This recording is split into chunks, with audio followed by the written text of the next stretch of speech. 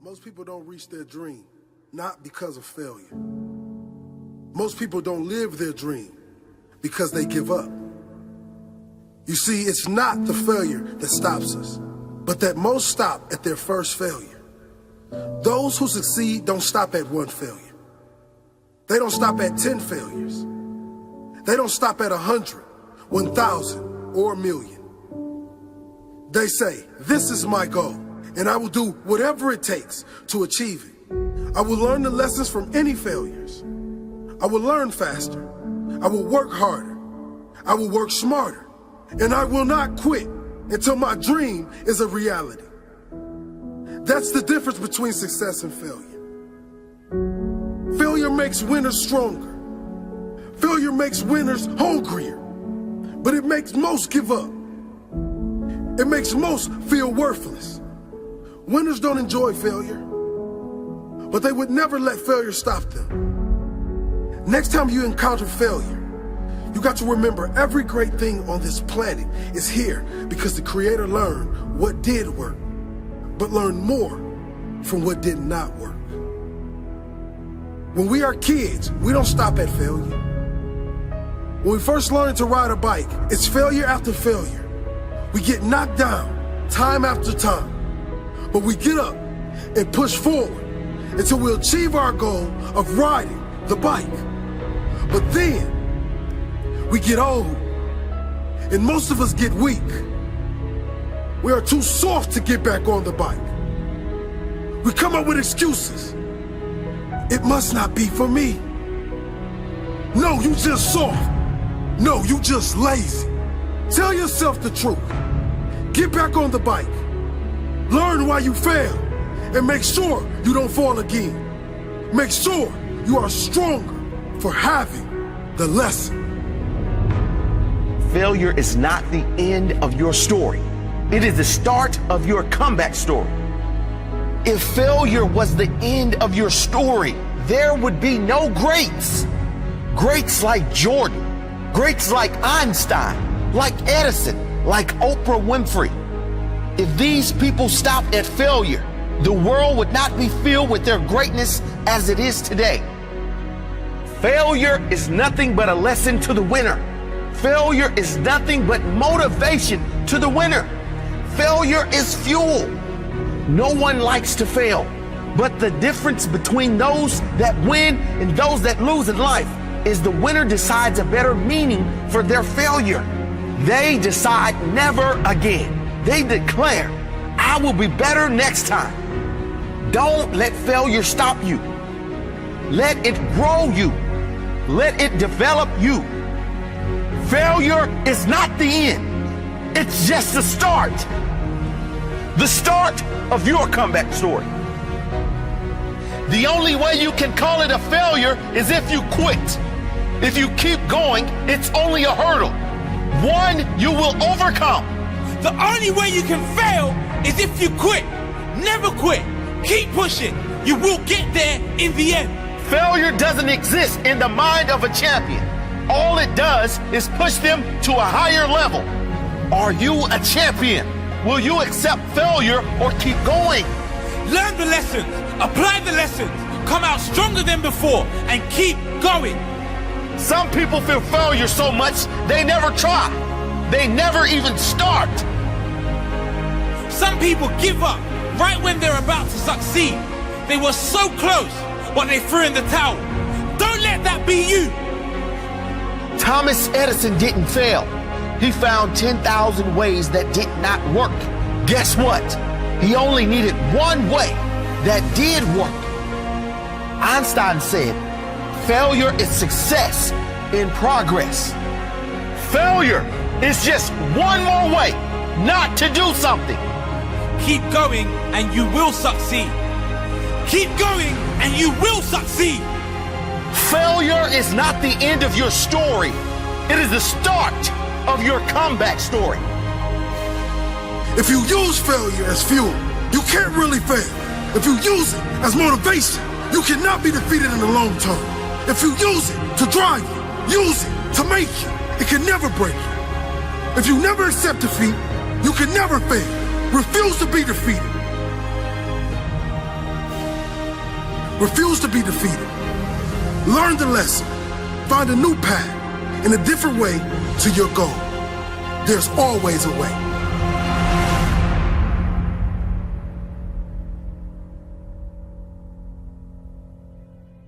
The most important thing is that you have a vision, that you have a goal. Because without that vision and without that goal, again, you're drifting around and you're never going to end up anywhere. People don't become successful just by accident. You know, I mean, maybe the guy that found gold in California and started the gold rush, but don't count on that. That's the one in a lifetime kind of a situation.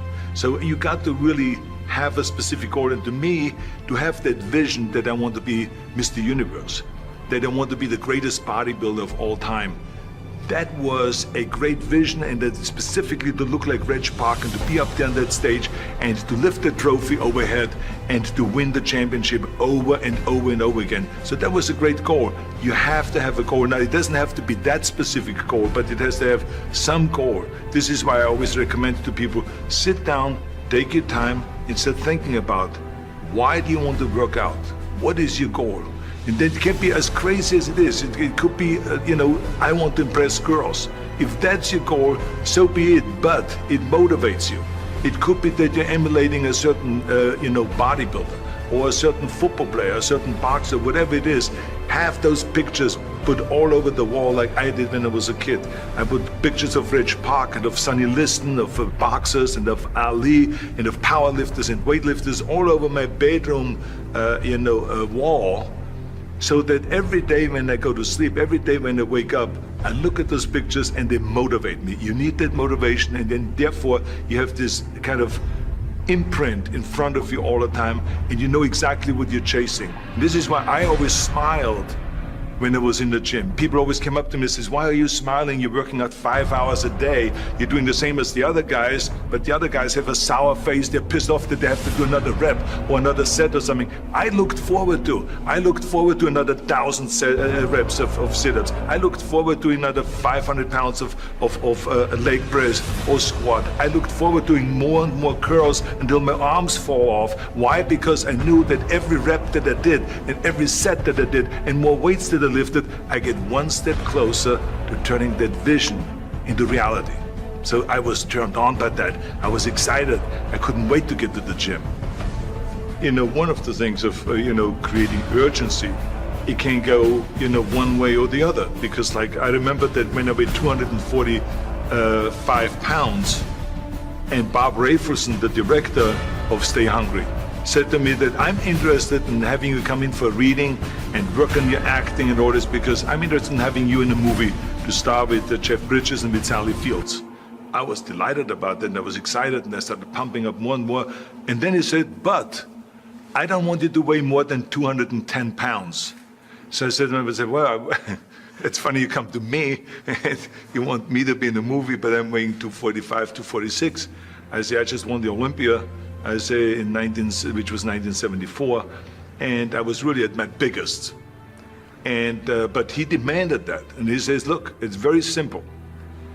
On the day we start shooting, he says, I'm going to put you on a scale, and if you don't make the 210, you're out, because I have someone else in mind.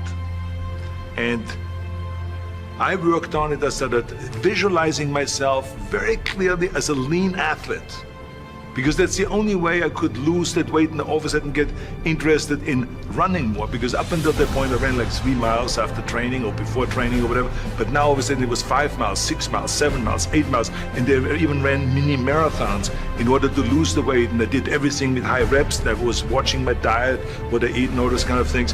And but the day before, I remember we were in Birmingham, Alabama. The day before I was at the YMCA with Bob Rafelson. He was swimming and I was working out, and I was running. There was a track there and I was running. He says, let's step on the scale. And I stepped on the scale and I weighed 209. So it just shows you what is possible if you visualize exactly what you want to look like, so it can go one way, which is like you can lose weight and get trim and get slim and everything, get the abs out and all this, or you go the other way and you gain weight because you see yourself big and you see yourself as a winner of a Mr. Olympia or something like that. So it can go either way, but what happened to me that year was very interesting because I had to drop the weight to 210, and then after I was finished with Stay Hungry, I decided that I go back into the Olympia because I actually, in my mind, retired in 1974. But because George Butler and Charles Gaines came to me and says, we're going to do Pumping Iron, not only the book that we have that was very successful, but we want to do a documentary. And we want you to be in it, and otherwise it doesn't work. We needed you to be in it. So I said, okay, good. I started training again, and I only had 3 months now.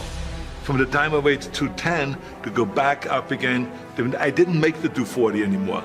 I only made 232, 233 in 1975, but I won the Mr. Olympia again, and this was what Pumping Iron was all about and so on. But in each case, it was like certain time limits were set, and I had to perform, and there was no room for any kind of like, well, I can't get mad.